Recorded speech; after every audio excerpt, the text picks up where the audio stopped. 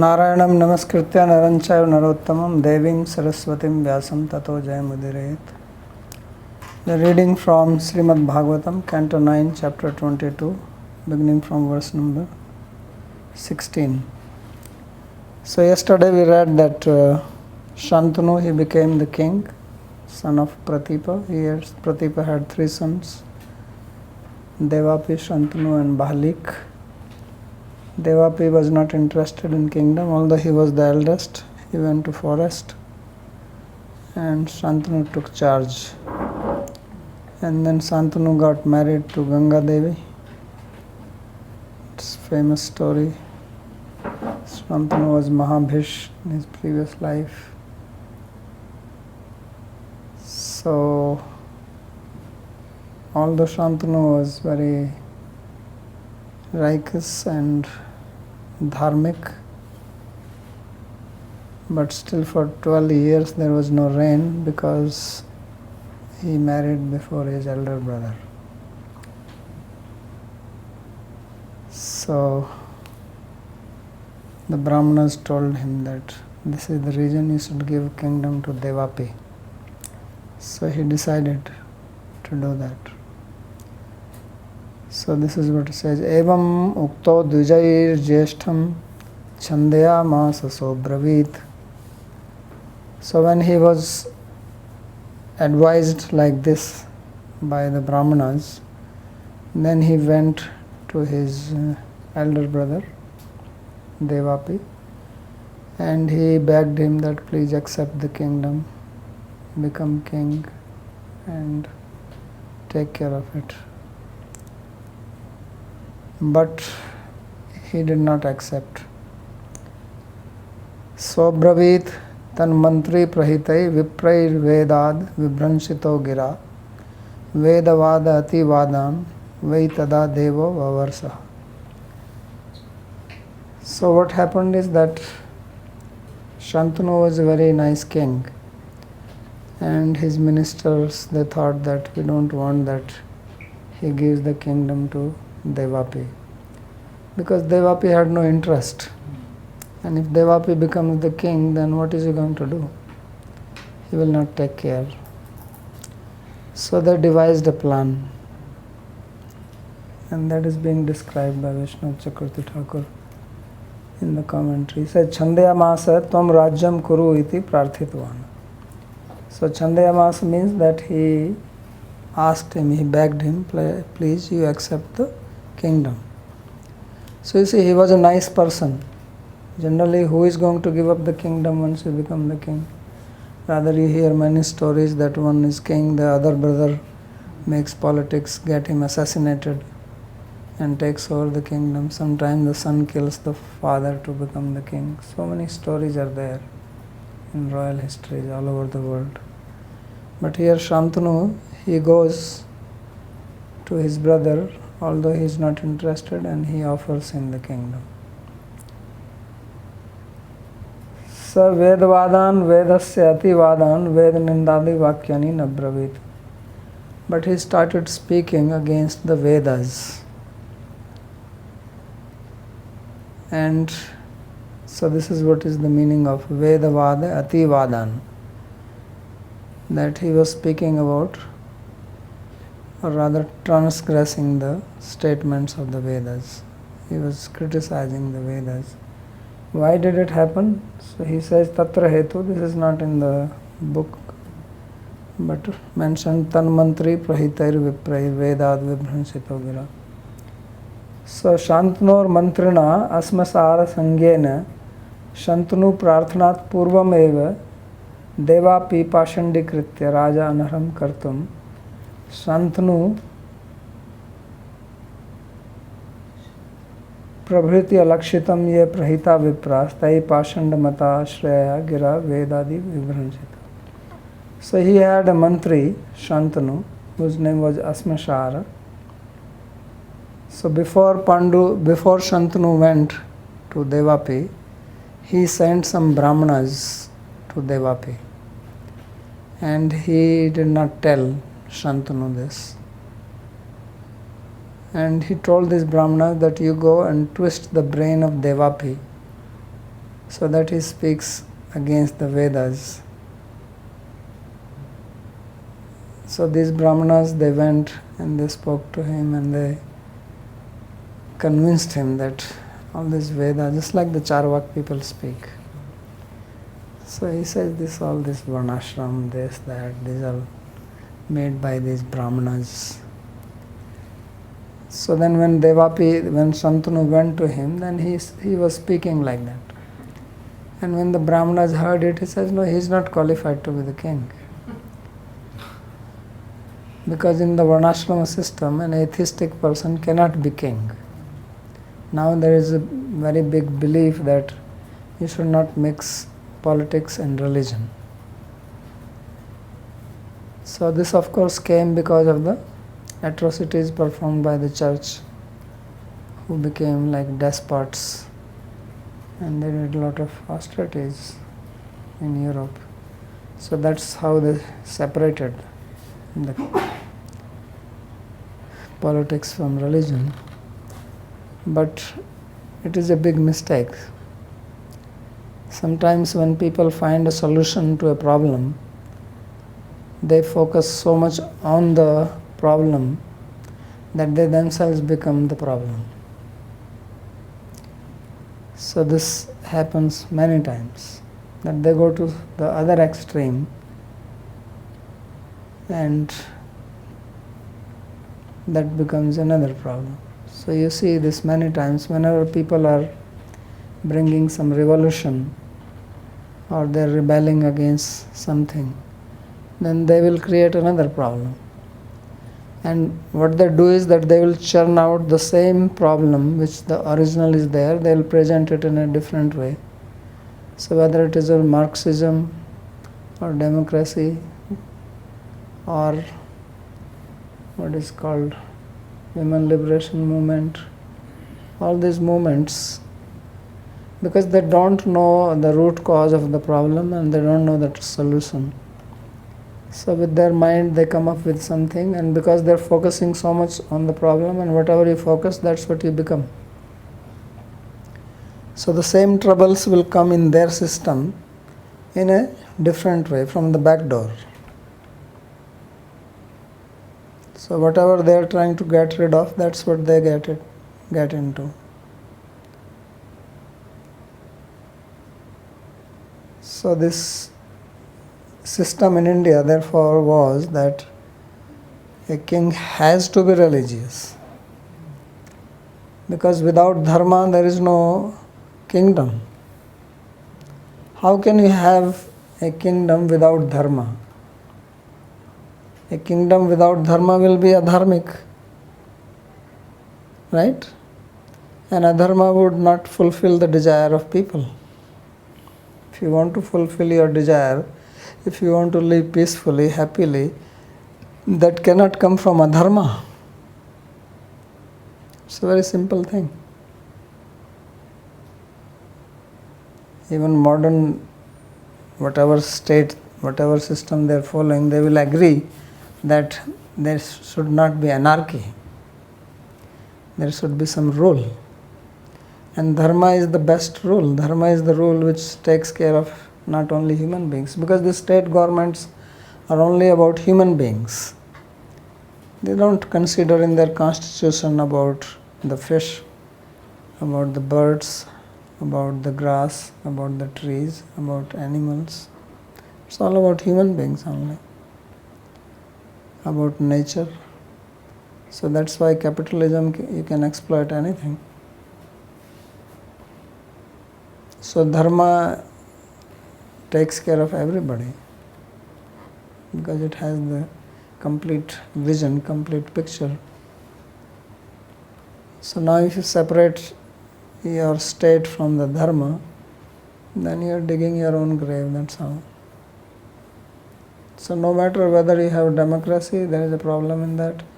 You have communism, there is a problem in that. You have whatever, anything else, socialism, capitalism, all these things. None of them are perfect systems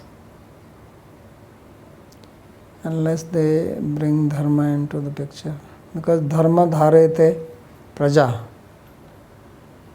It is dharma which upholds praja, the subjects of the kingdom.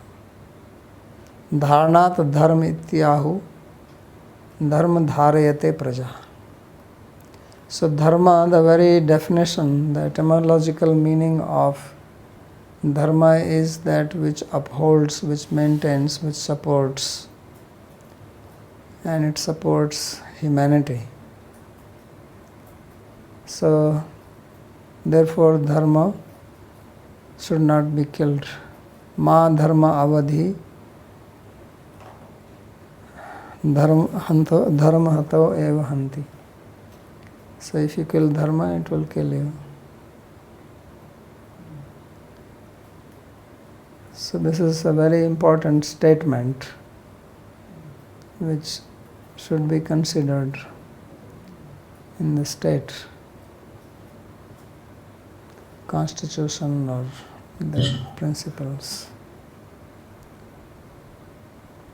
So that's why you see here that Devapi, Devapi was actually not even a sense gratifier. He was a renounced person and he was not interested in enjoying. He was getting the kingdom, he did not take it, he left. But even he was not accepted when he spoke against the Vedas. So that's what is being described here, that Shantanu prarthanat purvam eva devapi pashandikrit. So before Shantanu came to him to beg to be the king, he was turned into a pashandi, which means one who does not believe in the Vedas. And because he does not believe in the Vedas, therefore he says Rajya anarham kartum. So then he is not qualified to become the king. So in Indian history, whenever some king became pakhandi or pashandi against the Vedas, then he was removed. So even those kings who did not go against the Vedas, believed but misused it, even they were removed, like Ravana or Kamsa. It's not that they were non-believers in Veda, they also believed. And what to speak of those who did not believe, like Vena, who was removed. So that's why Brahmanas were kept in India to check the power of the Kshatriyas. Kshatriyas were the authority, but they were not absolute authority. Like Kamal Tyagi was telling me some story about, what is that story of some Persian king? Maybe you should tell. Okay, there's a story about the Tower of London in the UK, if you've seen, in the middle of the city. There was a time when the English were going to have a war with the Russians, and they wanted to ally with the Persians. So they brought the Persian king to London to flatter him, to make him an ally. So they were giving him a tour of the city, and they brought him to the Tower of London, which is where they have court and they perform executions. And so the Persian king said, I want to see one of your executions. I want to see how you conduct executions. And then they looked on their records and they said, well, we don't have anyone due to be executed. And he said, I'm requesting an execution. You should fulfill my order. He wasn't concerned about his idea. I'm a king. I'm saying this, therefore it should be done. And so the British, they said, well, with all due respect, the law of our country is that we can't just kill someone just because you say so. There has to be some just cause. And then he said, okay, well, if that's the law of your country and you don't want to kill one of your countrymen, that's fine. You can kill one of my men from my entourage. You can kill one of my men. And then they said, well, we can't do that either. That's also illegal in our country. But we cannot allow a king to just violate the law like this. And then he was indignant and he said, you do not know what is a king. And then he went back to his country. Something like this is the story that. So Anyway, So this is the idea of modern king, or people. Therefore, they are afraid of kings. But Indian kings were not like that. So they were dharmic, and because we read the story of Lord Ramachandra earlier, that even this washerman, he spoke against him. He did not execute him. He could have done that. Who would stop him? If he was a Persian king, he would have just cut off his hand. He says, call this washerman, I'll wash him once for all. So he did not do that. So it was not that kings were absolute despots like that. So this is what is being also told here in this story, that how even somebody like Devapi, who is actually going to be the propagator of this moon dynasty when Satyuga starts, it will be mentioned here. Even such a person became disqualified to be the king because he spoke against the Vedas. It was of course a trick for a short period. He was not really like that. Maybe this is how it had to be. Their arrangement was that Shantanu should continue. At the same time there should be rain. So therefore it is said that after that the rains came. So tada deva vavarsaha. Because now there was this rule of parivetta, or this transgression of younger brother getting married and taking kingdom. It does not apply because the elder one is an outcast or is disqualified. So that is also the principle. If the elder brother is mentally sick, incapable, or is adharmic, then the younger one doesn't have to follow this principle. So that's why Sri Vishwanath Chakravarti says, Shantanu prabhriti lakshitam ye prahita vipra. So without the knowledge of Shantanu, some brahmanas were sent to him, Pashand mata ashraya gira, and he was speaking against the Vedas, Pashand gira, Vedadi Bhranshita, and therefore he was outside the ambit of the Vedas, so to say, because he did not accept. Tatasya tasya patityanaiva tasya rajya anharatvam jate shantanor dosha bhavat deva vavarsetyartha.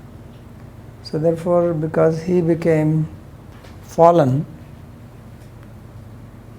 and thus disqualified to be the king, and thus there was no more a defect on the part of Shantanu, and therefore now the rain came. So this is an interesting incident.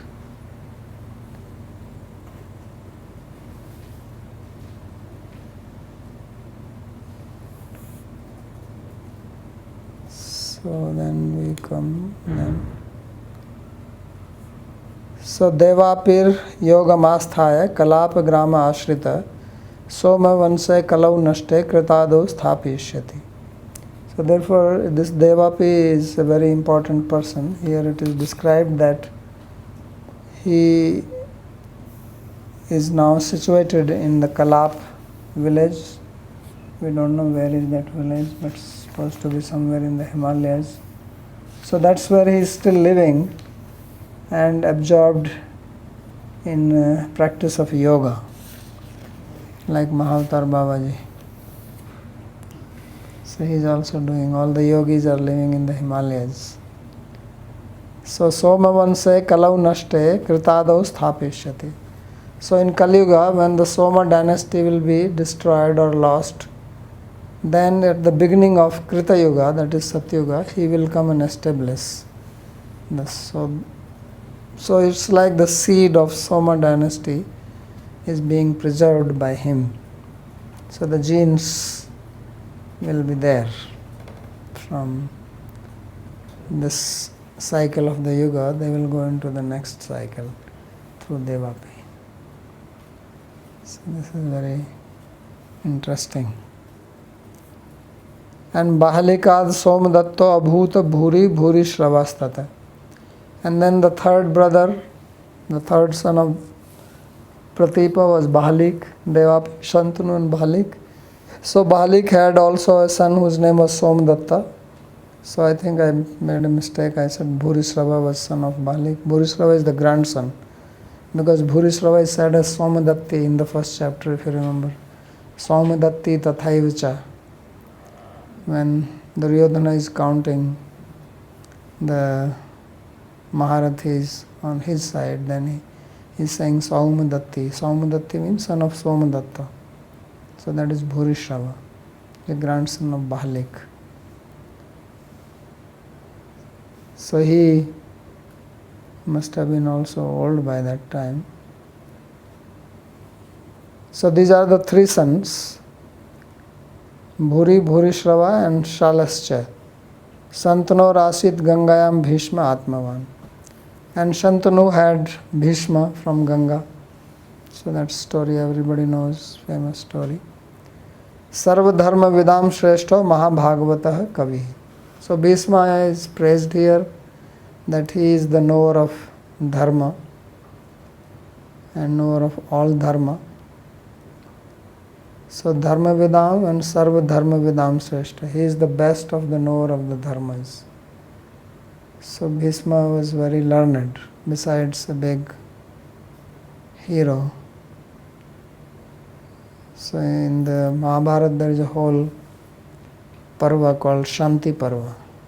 It's a teaching of Bhishma to Yudhishthira Maharaj. Few years back we used to read stories from that, you remember that? When we were reading from Mahabharata. So it's a very interesting part of Mahabharata where Yudhishthira Maharaj questions Bhishma on different types of topics.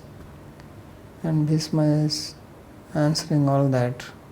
There is a big list of topics. In Bhagavatam only a list is given. But in Mahabharata all those subjects are described.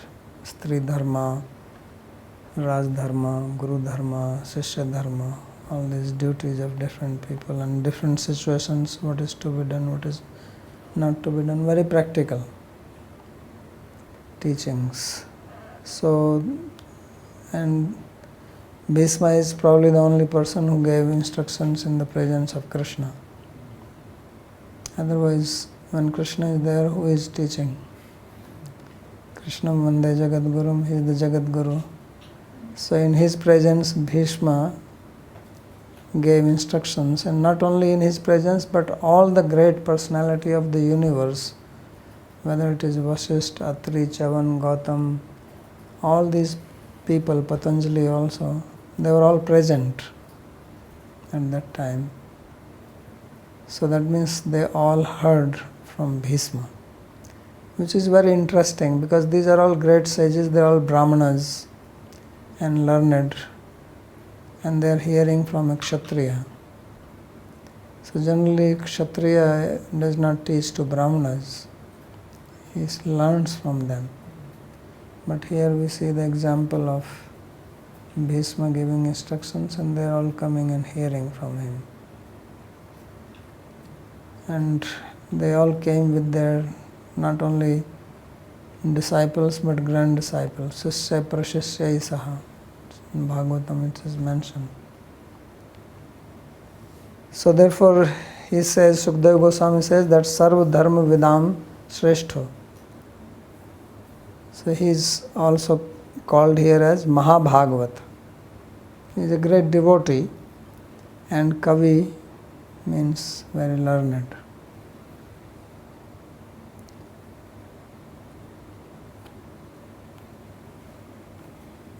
So Virayutha Pragiyena Ramopi Yudhi Toshitaha. So he is the one who was satisfied, who satisfied even Parshuram. He was such a hero. Viryuthagraniryena Ramopi Yudhitoshita. So in the previous sloka it is said that he is the best of the knower of dharma, and here it is said that he is also best of the fighters. Because he was such a great fighter that even Parshuram could not defeat him. Parshuram, who we already read his story, that how he destroyed the Kshatriya kings 21 times and how everybody was so scared of him. But Bhishma fought, and Bhishma is his student. So this fight went on for 21 days, and finally Parshuram backed out, because Parshuram wanted that Bhishma should marry Amba, because Bhishma kidnapped Amba, Ambalika and Ambika from Kasi to marry to his, what you call, half brother, Vichitravirya. So from Shantanu and Satyavati there were 2 sons born. From Ganga there was 1 son, Bhishma. 8 were born, 7 were put inside the Ganga, and only 1 survived, that is Bhishma. And from Satyavati there were 2 sons, Chitrangada and Vichitravirya. Chitrangada, he was killed by another person named Chitrangada, who was a Gandharva. So this Chitrangada Gandharva killed Chitrangada. And Vichitravirya, he died out of tuberculosis, Rajyakshama.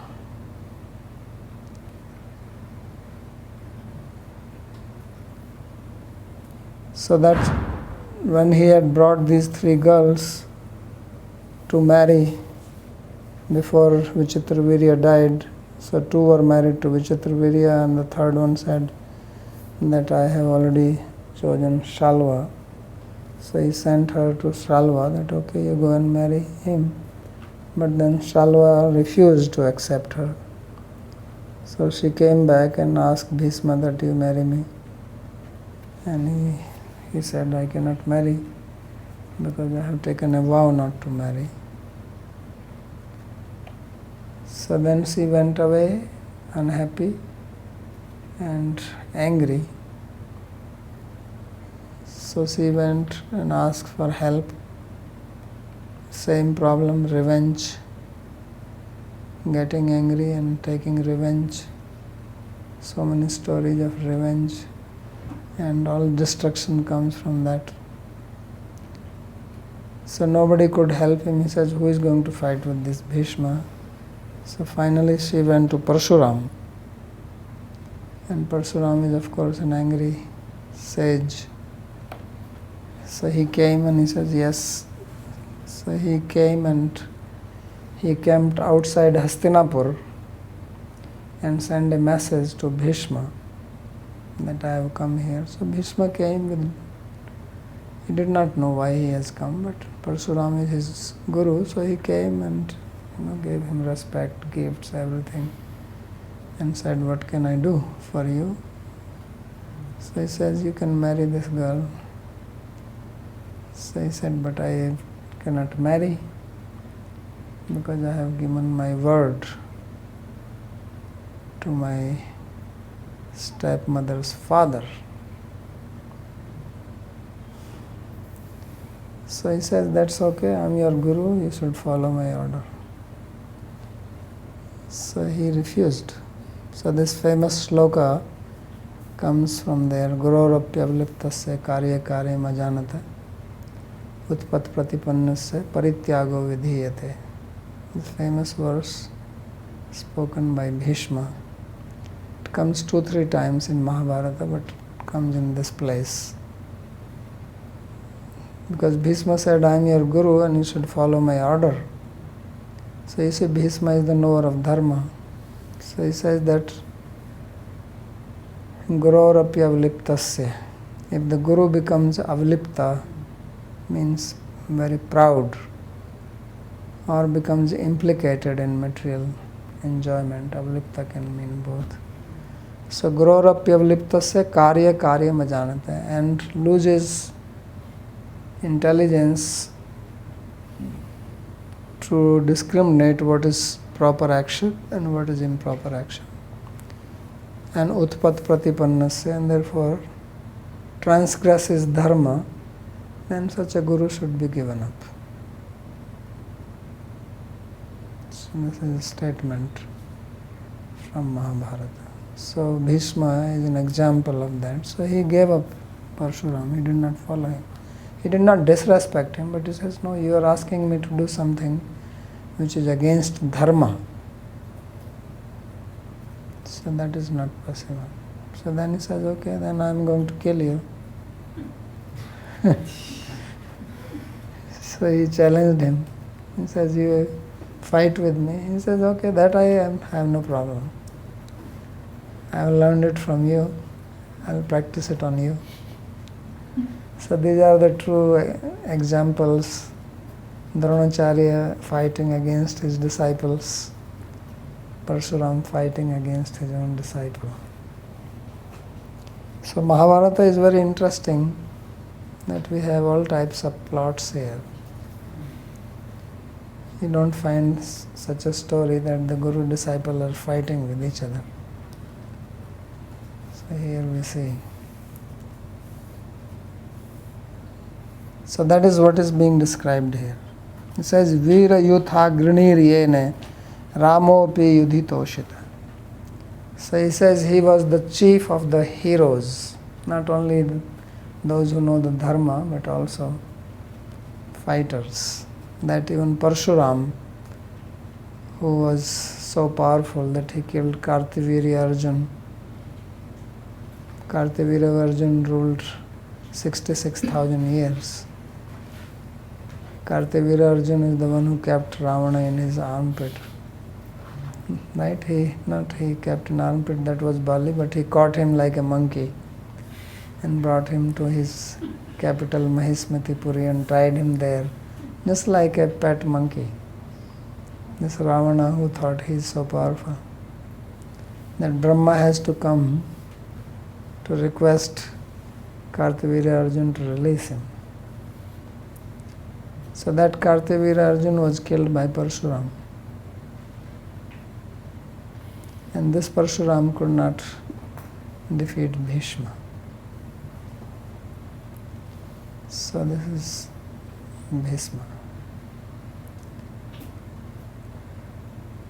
So now the story is being described here. Shantanor dash kanyayam jagya chitrangada sutta.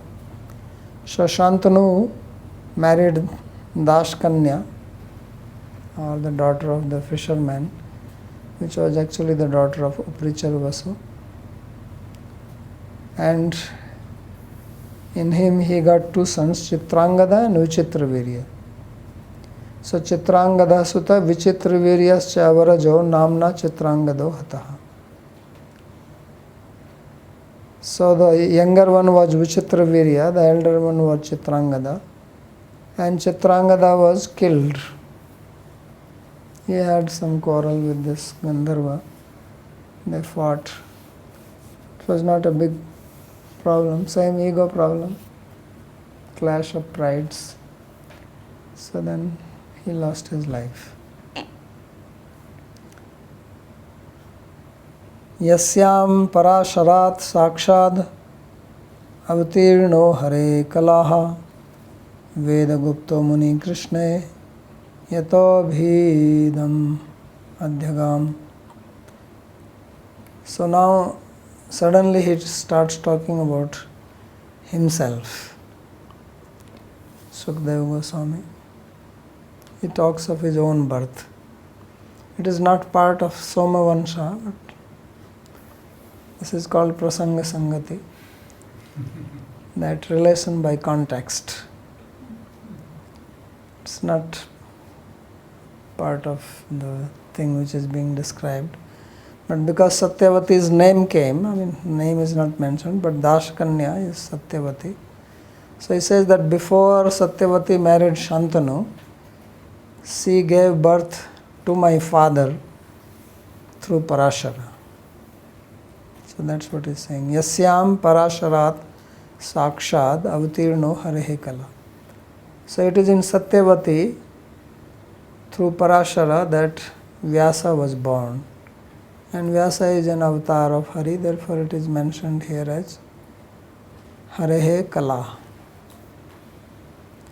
So he is considered as one of the avatars, is also listed. And then he says that Veda Gupto Muni Krishna Yato Aham Idam Adhyagam. So he says that this is Muni, whose name is Krishna, and he is the one who taught me, or from whom I studied this Bhagavatam. And this Bhagavatam is described here as the greatest secret of the Vedas, Veda Gupta. So Nigam Kalpataror Galitam Phalam Shukamukhadamrita Drava Sanyitam Pivata Bhagavatam Rasamalayam Muhuraho Rasika Bhuvi Bhavuka. So this is the Bhagavatam, which is also called Satvati Shruti, Sarvedant Saram Srimad Bhagavatam Isyate. So this is considered as the sar of all the Vedas. Tadrasamrityaptasya nanyat syat kvachid ratihi. Once you get the taste of Bhagavata, then you don't have desire for any other literature, because this is so satisfying and it is directly coming from Krishna. So Krishna Swadham Upgate Dharma Jnana Devisa Kalau Nasta Deshamesham Purana or Kodhana Udita. So this Purana has manifested as a representative of Sri Krishna himself after he left.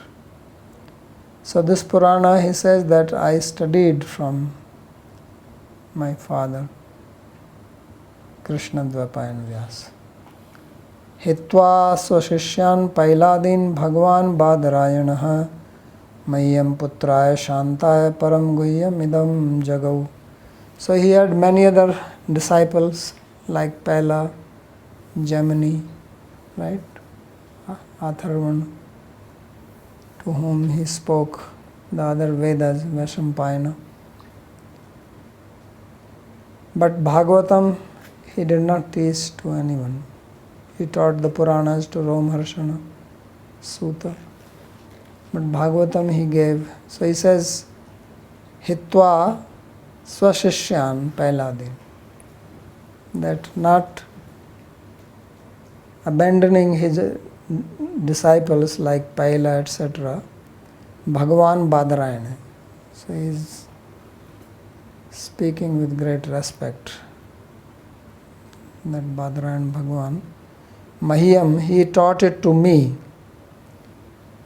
And Guhyamidam, this secret knowledge, Jagav, he sang it to me, he taught it to me. So he gives two reasons. First he says is Putraya, because I am the son. So father gives his topmost property to his son. Naturally he gives the best to the son. But that was not the only qualification that he got. He says Shantaya, because he was a Shanta. And Shanta means Brahmanishtha or Krishnanishtha. According to Krishna, Samomanishtha.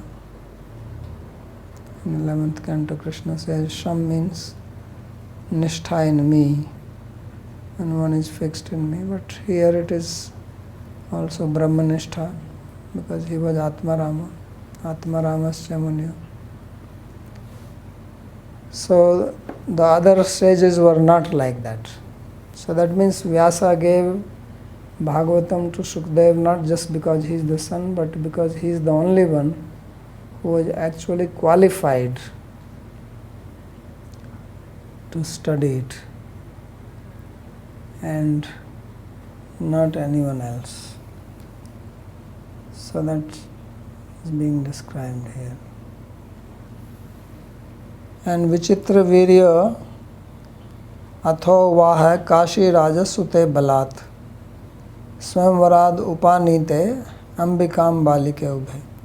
Vichitra Virya, he married two daughters of Kashiraj, the king of Kashi, whose names were Ambika and Ambalika. So Ambika is the one who gave birth to Dhritarashtra, and Ambalika gave birth to whom? Who was Ambalika's son?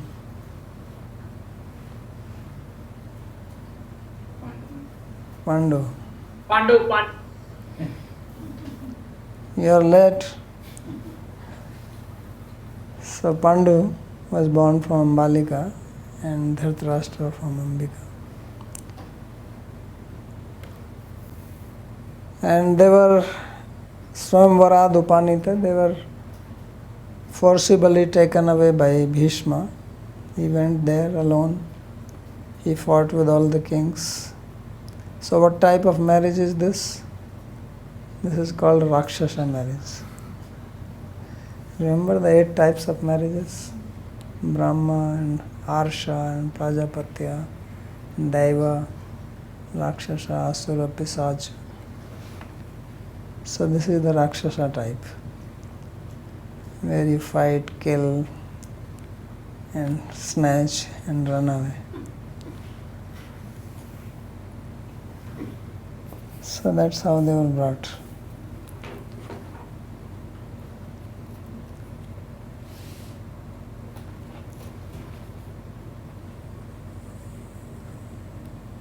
So Tayor Ashakta Hridayo Grihita Yakshmana Mrita. So he was very much attached to both of his wives, Ambika and Ambalika, so much that he became sick and he died without producing any children. And that's when Vyasa came. Kshetre aprajasya vai bhratru matrokta badarayana dhritarashtram cha pandum cha vidram cha pija ajijanat. So it is at that time that Satyavati, she has called for Badarayana, Krishnadvapa and Vyasa. So he was asked that you please help, because now this kingdom does not have any children, and how it will continue. So that is when Vyasa came. This story is described by Vyasa himself in the very beginning of Mahabharata, in Adi Parva, how this Pandu and Dhritarashtra and Vidura, these 3 were born from the 2 queens and the maid servant. So Vidura is also son of Vyasa. So it is very interesting that Dhritarashtra and Pandu, they are also son of, in a way, from Vyasa. That's why Vyasa was coming many times to meet Dhritarashtra. When Pandu died and he took the kingdom, and when all these problems came, then Vyasa came many times and he tried to preach to Dhritarashtra. Even before the war happened, he came, but Dhritarashtra did not pay attention. His only reply was that, what can I do? I am blind and Duryodhana does not listen to me. He told this to Krishna also. Krishna is the only one who said that, why don't you put Dhritarashtra in prison? Just order him to be imprisoned. Duryodhana. Krishna told Dhritarashtra that he put Duryodhana in prison. So then Duryodhana got angry and he tried to put Krishna in prison. Krishna said, well, I am quite used to that. I was born in prison. So So I don't have much problem, but it's difficult to keep me there. Kamsa also could not keep me. He says the doors of the prison opened automatically. What can I do? So there is no point in putting me in prison, because there is no place which can contain me. There is no bondage which can bind me. I am the Mukunda, I am the one who releases bondage of others. Even when I am bound, I can uproot the trees and liberate them. So you cannot bind me.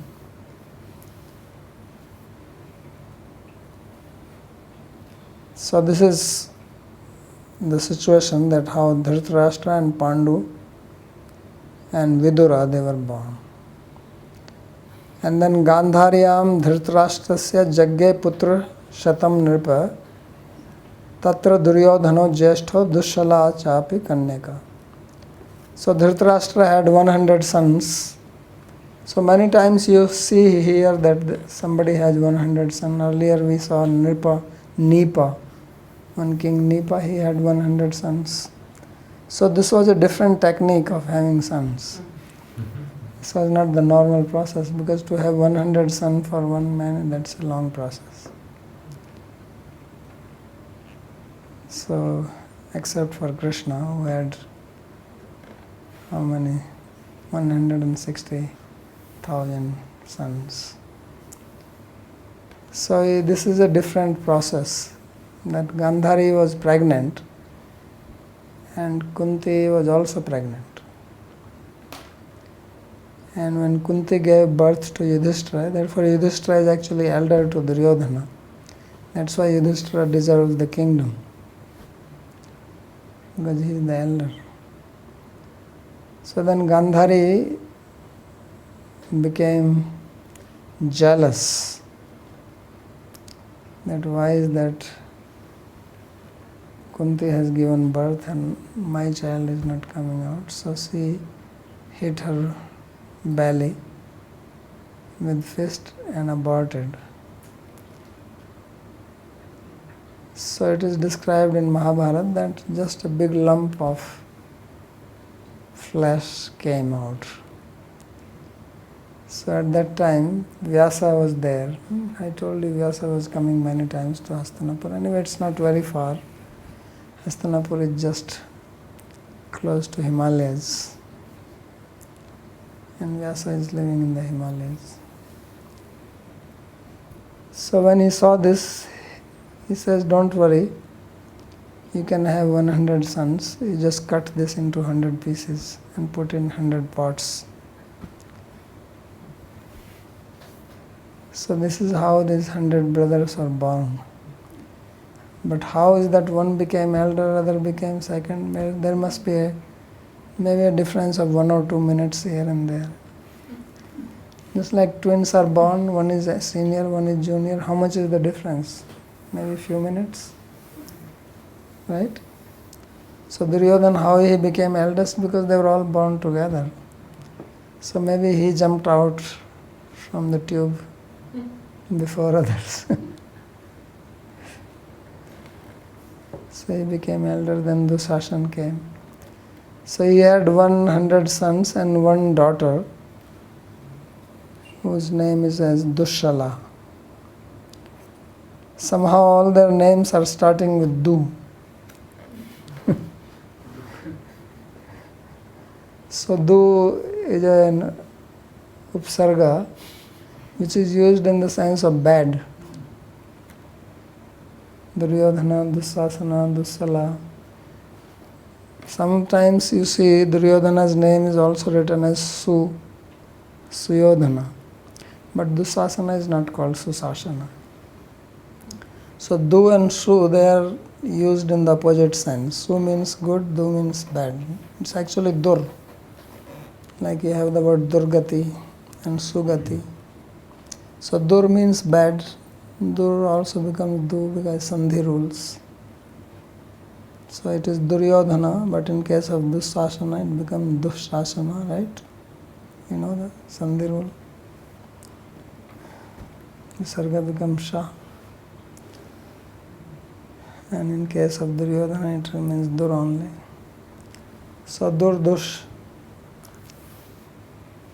So Dushala is the daughter, and this Dushala is the one who was married to Jadratha, who killed Abhimanyu. And then Abhimanyu was killed, then Arjuna killed him next day before the sun set.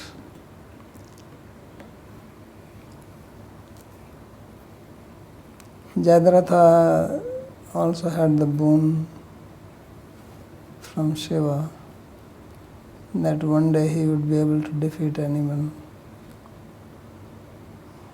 because he was insulted by the Pandavas once. Of course, it was his mistake. He was trying to molest Draupadi when they were in the forest, and Pandavas were not there and Draupadi was alone. So he tried to molest her. So when Pandavas came back and Bhima came to know, Bhima shaved him. Yudhishthira said, don't kill him because he is actually husband of our sister, because Dushala is also their sister. So don't kill him, otherwise our sister will become a widow. So he just shaved him, which is a big insult for a king. So then Jadratha became very upset and he wanted to take revenge. Same revenge story. There's so many revenge stories. So he propitiated Shiva, and then when Shiva appeared, he says that, give me the boon that I can kill these Pandavas. So Shiva said, that's not possible. So they are protected by Krishna, nobody can kill them. But since you have asked for it, I give that one day you will be able to defeat. Just on one day, that you will become invincible. Nobody will be able to defeat you. So that is the day that Abhimanyu was killed. And it is Jadratha who hit Abhimanyu from the backside with a club on his head here. He had no weapon, and the 7 Maharathis, they surrounded him, and he had nothing in his hand.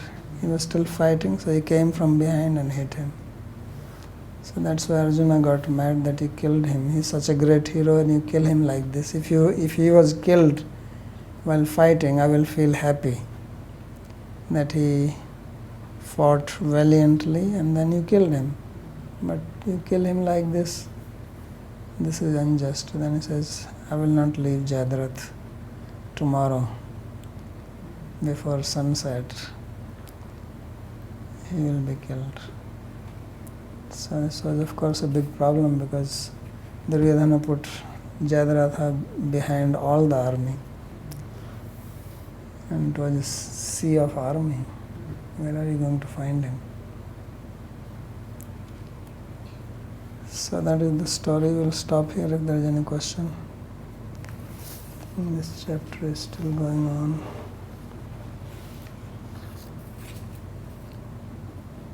Now it will come more to the Pandava times. And then I think he will talk about Krishna.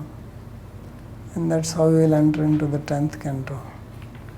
So this is a prelude to the 10th canto, gradually. In 24th chapter, which is the last chapter of this, he will speak about the Yadavas. And from there the details of Krishna will come. Babaji, when this like Shantanu had that boon in his previous life, his name was I think Mahisha, whatever. Mahamish. At that time, he had a boon that anyone he touches, that old person will become young. No, that was a Shantanu, not previous life. That was Shantanu himself. Okay. So I was thinking in his previous life, wasn't he there with Yayati? No. You must be mistaking him for someone else. He was not with Yayati. Where did you read that? He So wa- not reading, I was just getting confused that if like in his previous life he had that power, and when Yati got the curse, then Yati could have gone to him and got the problem rectified. But Yayati is much before him. Shantanu is not born yet. It is Shantanu I was thinking in his previous life. Yeah, previous life he was Mahabhisha and he was in Brahmaloka. That's where he was, and Brahma cursed him to come down.